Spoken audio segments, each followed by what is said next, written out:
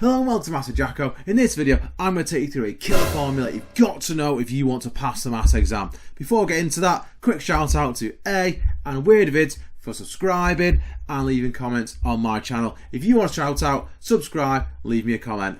Pythagoras Theorem, it is a big topic, okay? If you want to be hitting them high grades and passing, you've got to know it and definitely how to apply it. Okay, so question A.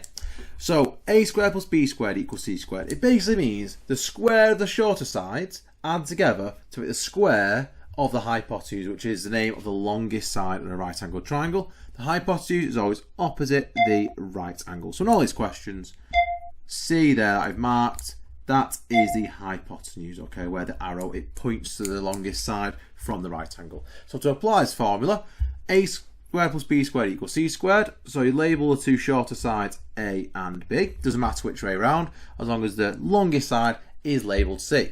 And then it's just a case of 3 squared plus 4 squared equals the hypotenuse squared, or something squared. 3 squared plus 4 squared, so that is 9, not 6. It's 3 times 3, not 3 times 2.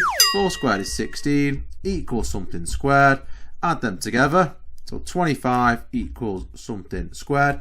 No, something squared equals 25. So the opposite of square and something is square rooting. So then we do the square root of 25, which equals 5.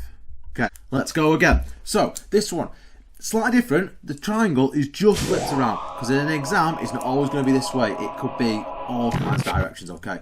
But we know this is the hypotenuse here. So label these two sides A and B. And then you substitute the numbers into the formula. So it is 5 squared plus 12 squared, which equals c squared. 5 squared is 25. 12 squared is 144, which equals c squared.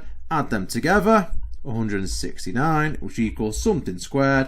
And then the opposite of squaring is square rooting, so it's square root 169, which equals c. And then square root of 169 is 13, which is our longest side. Okay, next one. Different this one.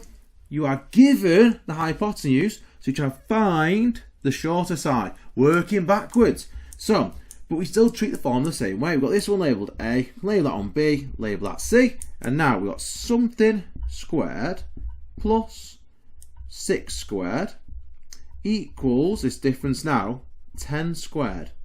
So we're trying to find out what the shorter side is. So instead of adding, we're going to subtract instead. So it's A squared equals 10 squared, subtract 6 squared.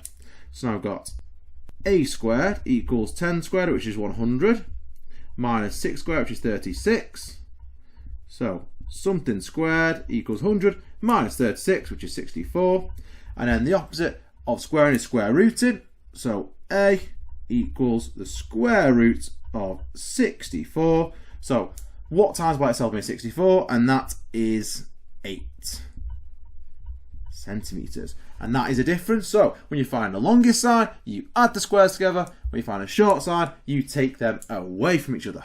In this video, I've taken you through Pythagoras Theorem using this formula, where you find the hypotenuse and you find the shorter side. Remember, hypotenuse, square sides, add them together. Shorter side, take them away from each other. So I'd highly recommend watching this video on another big math skill. Remember, if you want to shout out my next video, subscribe, comment, and I will do that on my next video. I don't always do the most recent as well. I randomise it, okay, who gets a shout out. Take care, and I'll see you next time.